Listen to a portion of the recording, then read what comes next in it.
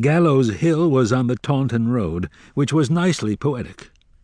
Cuthbert might have appreciated this, but Roland did not. He did appreciate the splendidly ominous scaffold which climbed into the brilliantly blue sky, an angular silhouette which overhung the coach road. The two boys had been let out of morning exercises. Court had read the notes from their fathers laboriously, lips moving, nodding here and there. When he finished with them, he had carefully put the papers away in his pocket. Even here in Gilead, paper was easily as valuable as gold. When these 2 sheets of it were safe, he'd looked up at the blue-violet dawn sky and nodded again. "Wait here," he said, and went toward the leaning stone hut that served him as living quarters. He came back with a slice of rough, unleavened bread, broke it in 2, and gave half to each. "When it's over, each of you will put this beneath his shoes. Mind you do exactly as I say, or I'll clout you into next week." They had not understood until they arrived, riding double on Cuthbert's gelding. They were the first, fully 2 hours ahead of anyone else, and 4 hours before the hanging. So Gallows Hill stood deserted, except for the rooks and ravens. The birds were everywhere. They roosted noisily on the hard jutting bar that overhung the trap, the armature of death. They sat in a row along the edge of the platform. They jostled for position on the stairs.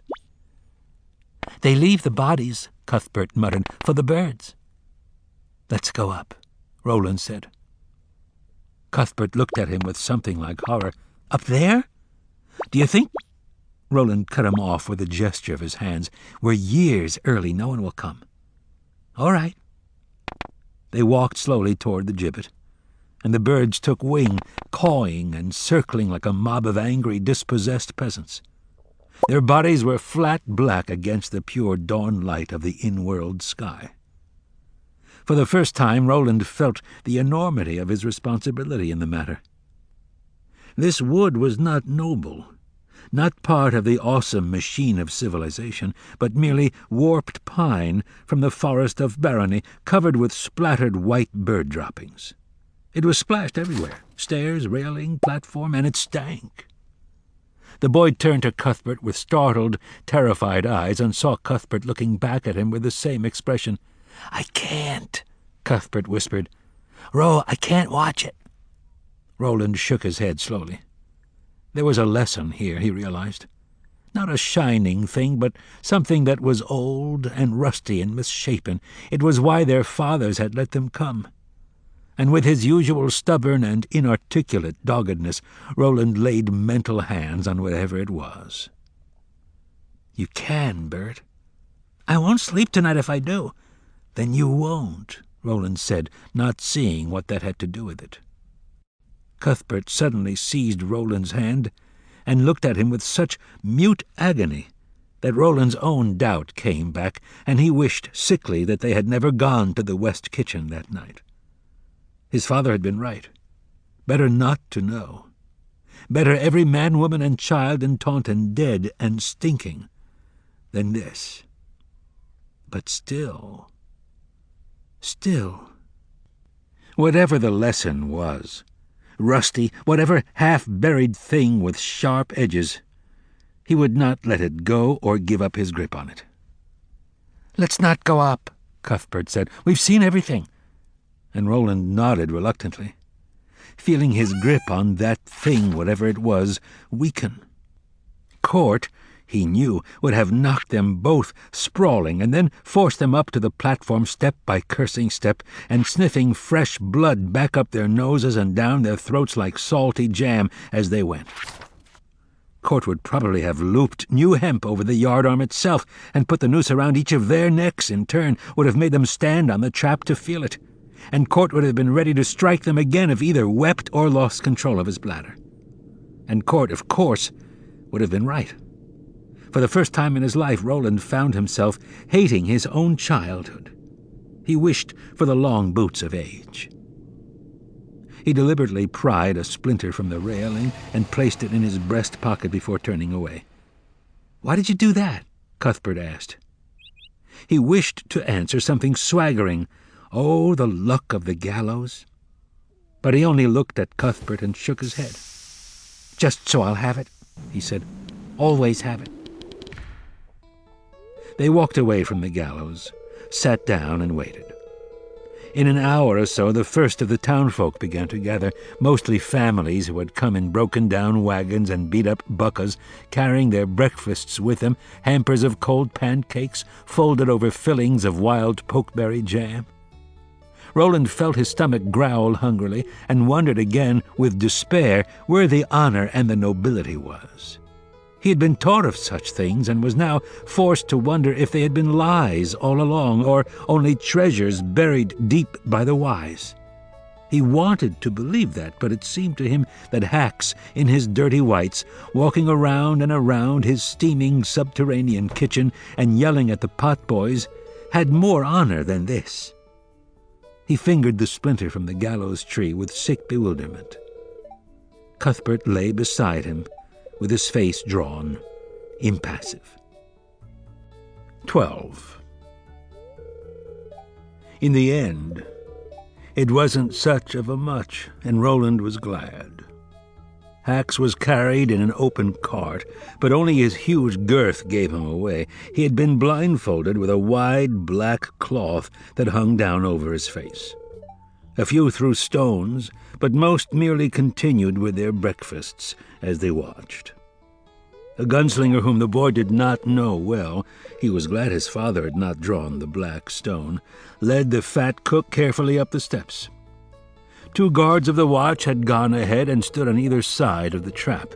When Hacks and the gunslinger reached the top, the gunslinger threw the noosed rope over the cross tree and then put it over the cook's head, dropping the knot until it lay just below the left ear. The birds had all flown, but Roland knew they were waiting.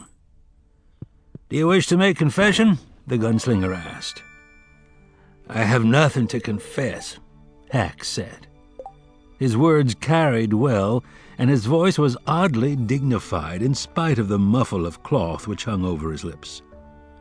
The cloth ruffled slightly in the faint, pleasant breeze that had blown up. "I have not forgotten my father's face. It has been with me through all." Roland glanced sharply at the crowd and was disturbed by what he saw there, a sense of sympathy, perhaps admiration. He would ask his father. When traitors are called heroes, or heroes traitors, he supposed in his frowning way, dark times must have fallen. Dark times indeed. He wished he understood better. His mind flashed to Court and the bread Court had given them. He felt contempt. The day was coming when Court would serve him. Perhaps not Cuthbert. Perhaps Bert would buckle under Court's steady fire and remain a page or a horseboy, or, infinitely worse, a perfumed diplomat, dallying in receiving chambers or looking into bogus crystal balls with doddering kings and princes. But he would not. He knew it. He was for the open lands and long rides. That this seemed a good fate was something he would marvel over later in his solitude. "Roland, I'm here." He took Cuthbert's hand, and their fingers locked together like iron. "Charge be capital murder and sedition," the gunslinger said. "You have crossed the white, and I, Charles, son of Charles, consign you ever to the black." The crowd murmured, some in protest. "I never tell your tale in the underworld, maggot," said Charles of Charles, and yanked the lever with both yellow gauntleted hands. The trap dropped. Hacks plummeted through, still trying to talk. Roland never forgot that. The cook went, still trying to talk. And where did he finish the last sentence he would ever begin on earth? His words were ended by the sound an exploding pine knot makes on the hearth in the cold heart of a winter night.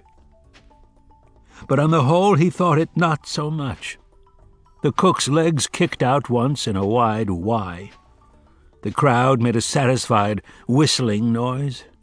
The guards of the watch dropped their military pose and began to gather things up negligently. Charles, son of Charles, walked back down the steps slowly, mounted his horse, and rode off, cutting roughly through one gaggle of picnickers, quirting a few of the slow coaches, making them scurry. The crowd dispersed rapidly after that, and in 40 minutes the two boys were left alone on the small hill they had chosen. The birds were returning to examine their new prize.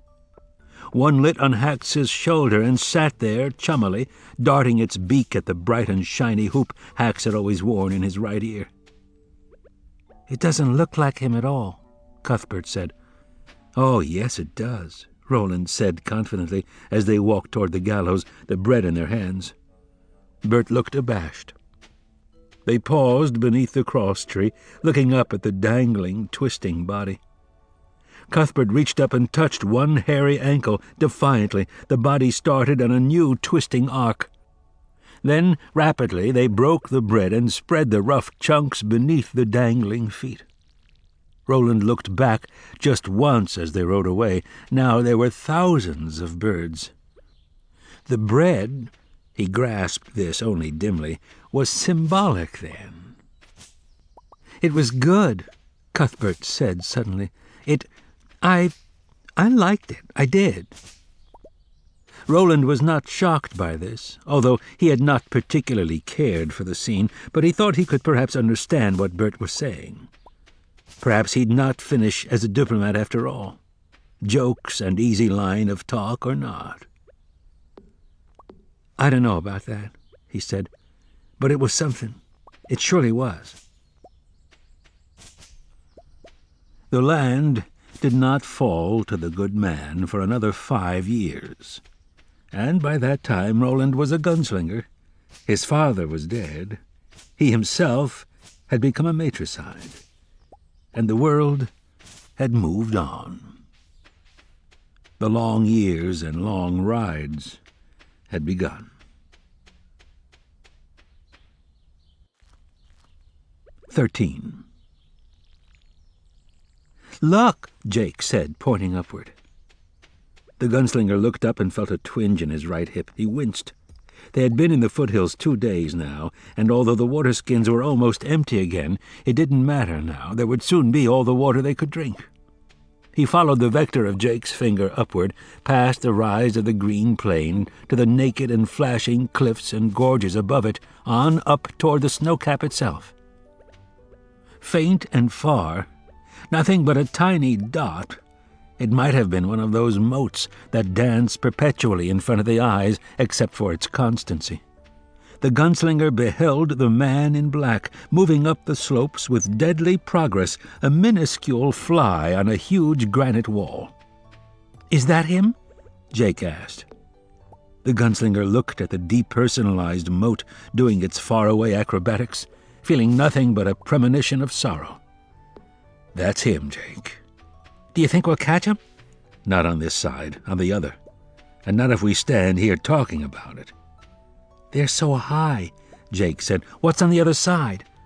"I don't know," the gunslinger said. "I don't think anybody does. Maybe they did once. Come on, boy." They began to move upward again, sending small runnels of pebbles and sand down toward the desert that washed away behind them in a flat bake sheet that seemed to never end. Above them, far above, the man in black moved up and up and up.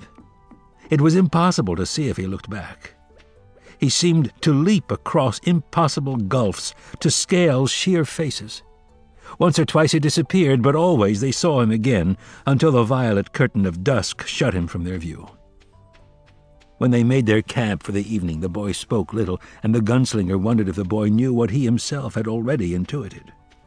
He thought of Cuthbert's face, hot, dismayed, excited. He thought of the bread. He thought of the birds. "It ends this way," he thought. "Again and again it ends this way. There are quests and roads that lead ever onward, and all of them end in the same place, upon the killing ground. Except, perhaps, the road to the tower. There, Ka might show its true face."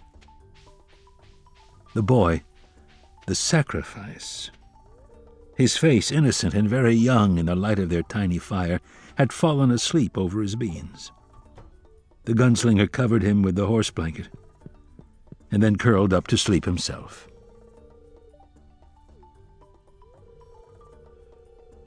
Chapter 3.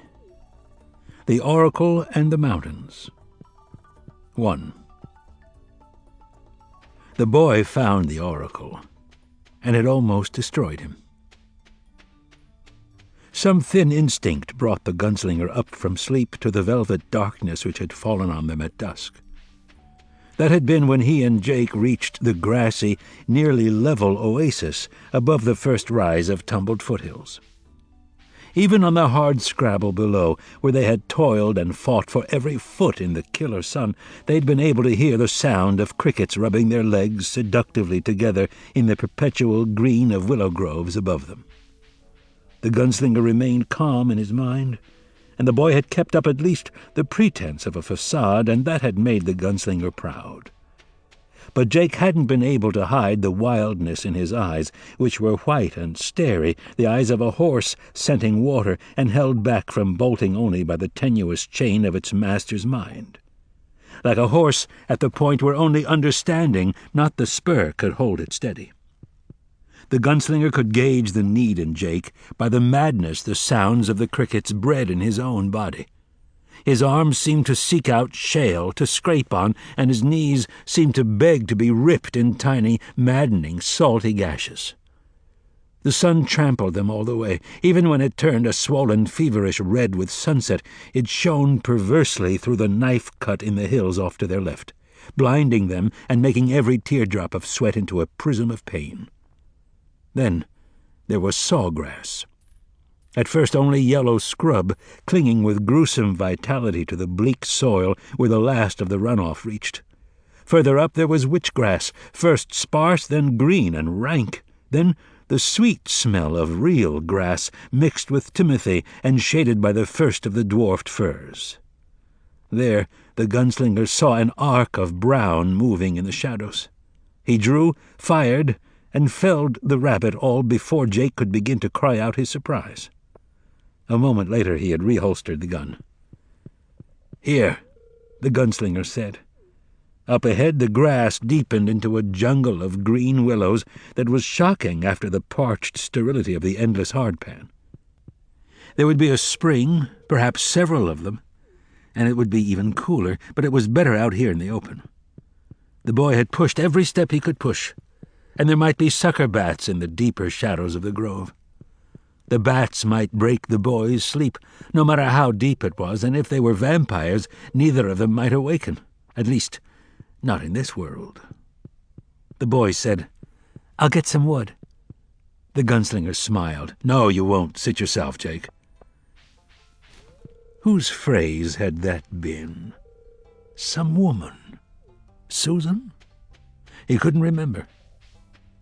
Time's the thief of memory. That one he knew. That one had been Vanna's. The boy sat. When the gunslinger got back, Jake was asleep in the grass. A large praying mantis was performing ablutions on the springy stem of the kid's cowlick. The gunslinger snorted laughter, the first in gods knew how long, and set the fire and went after water. The willow jungle was deeper than he had suspected and confusing in the failing light.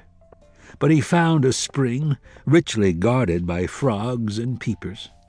He filled one of their water skins and paused. The sounds that filled the night awoke an uneasy sensuality in him, a feeling that not even Allie, the woman he had bedded with in Tull, had been able to bring out. Too much of his time with Allie had been business.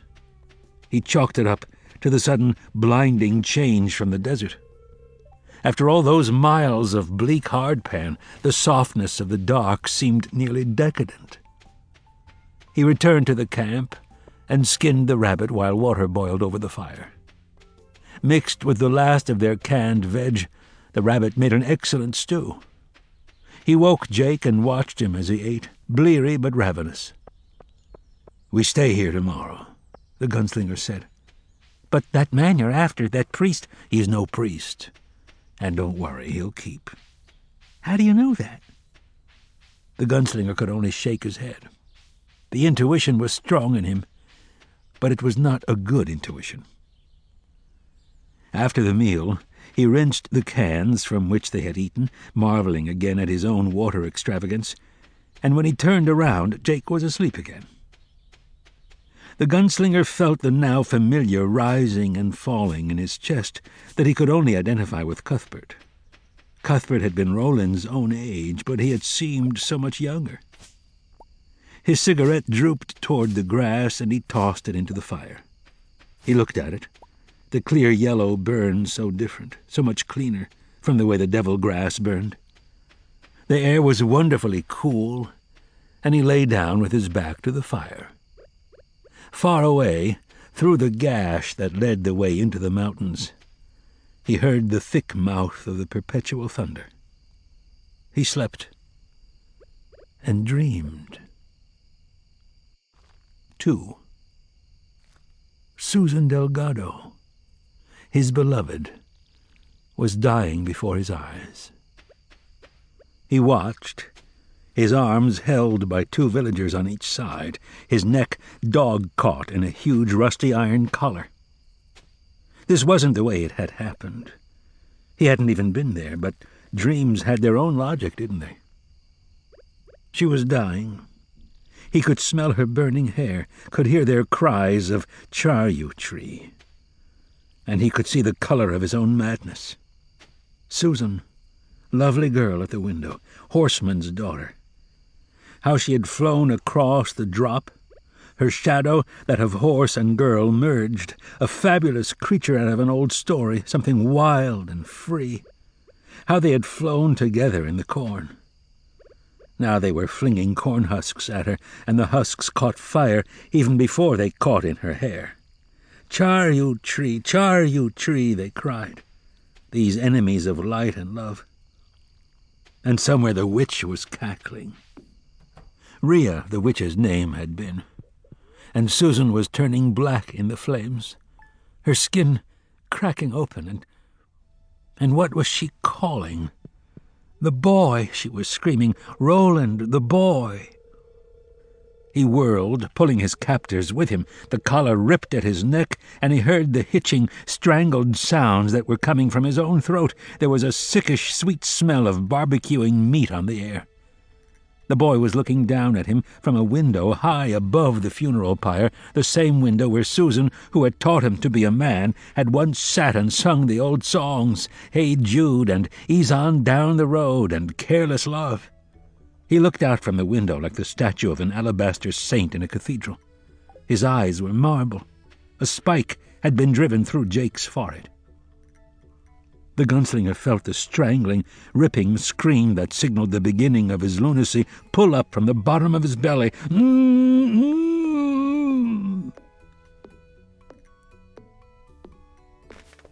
3. Roland grunted a cry as he felt the fire singe him. He sat bolt upright in the dark, still feeling the dream of Magus around him, strangling him like the collar he'd worn.